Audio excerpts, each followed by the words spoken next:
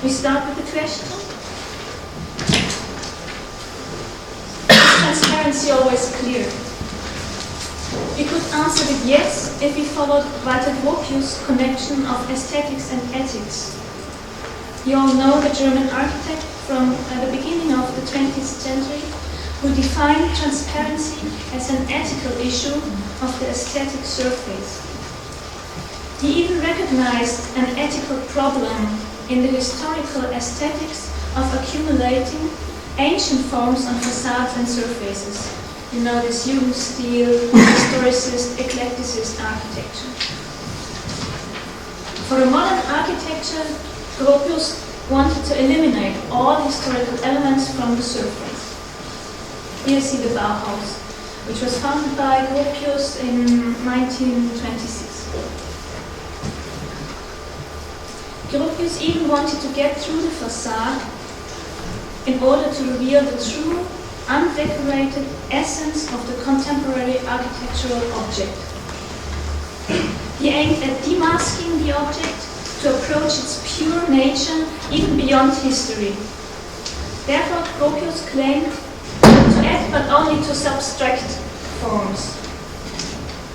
He would even maintain to eliminate the form, that is, the surface itself. Thereby, the Bauhaus in Dessau, with its curtain wall, entirely made of glass, served him as the main reference.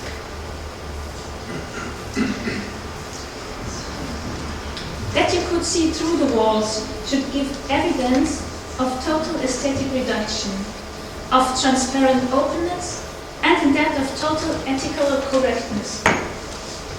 At least this shortcut of the Bauhaus is still being used by politicians until today.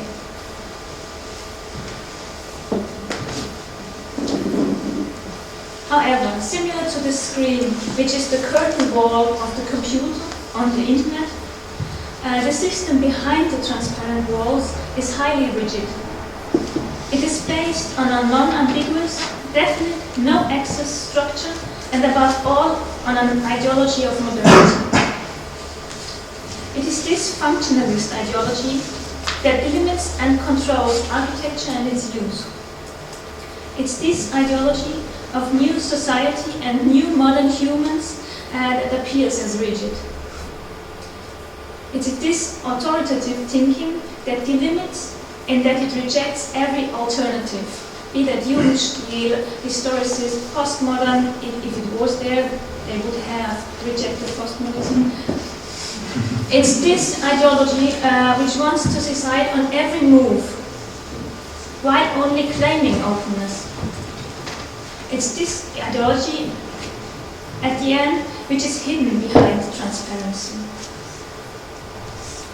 This is Gropius in his really rigid outfit.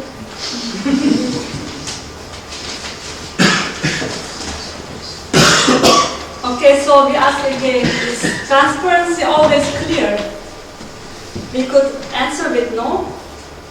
If we look at the material of the objects we developed as the stage of a theater play of Franz Kafka's The Castle.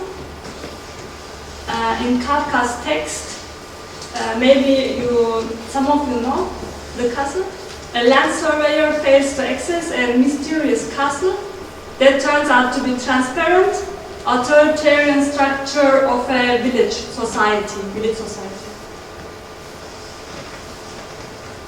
Thus, the castle is not a building, even not a transparent one, but a powerful bureaucratic order that rules the village.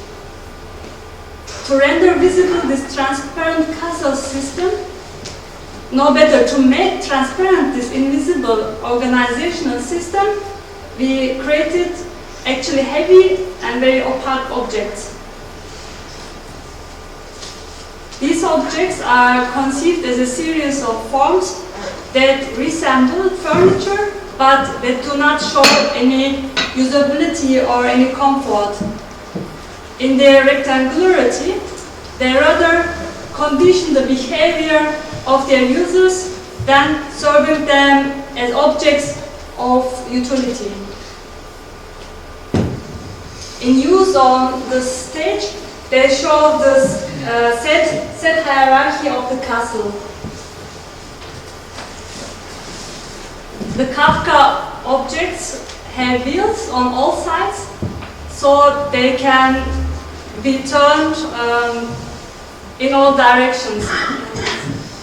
In this sense, they are closer to a form of transparency that can be found in a cubist painting of Picasso as described by Colin Rowe. With Colin Rowe and Cubismus, we learned or we realized that maybe our objects are transparent. Can we switch here?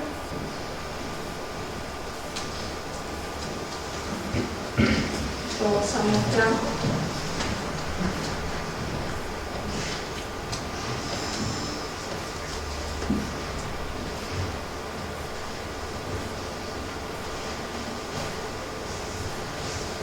Like objects displayed by the analytical cubism, the Kafkas show all of their flat planes side by side while appearing as fronts. They are part of a rectangular grid with no compositional center, and they display actually no colors. Similar to Picasso, who renders transparent not objects but rather a mode of perception and representation. Similar to Picasso, Kafka's render transparent in being opaque.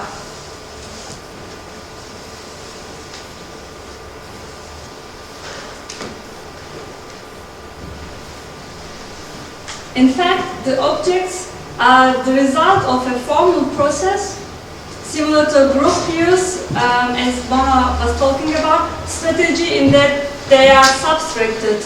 In our case, from 1 meter cube.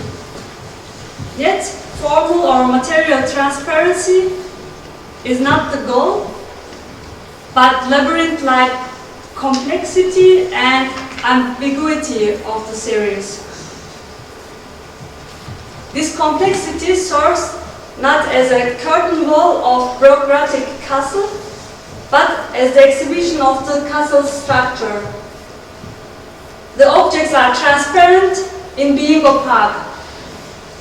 They present enough information for the viewer to extrapolate the whole system.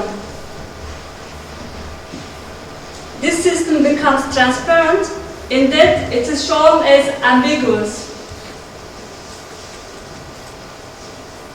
However, the structure is not an objective system of power, but a mutual power relation performed by everyone in the village, in Kafka's village, as offender and victim at the same time. The castle turns out to be maintained in the use of objects. It's not imposed on the village, but it emerges from it. So, we can close with a remark concerning the computer and the internet again. Today we think it's not only about the transparency of a power system behind the curtains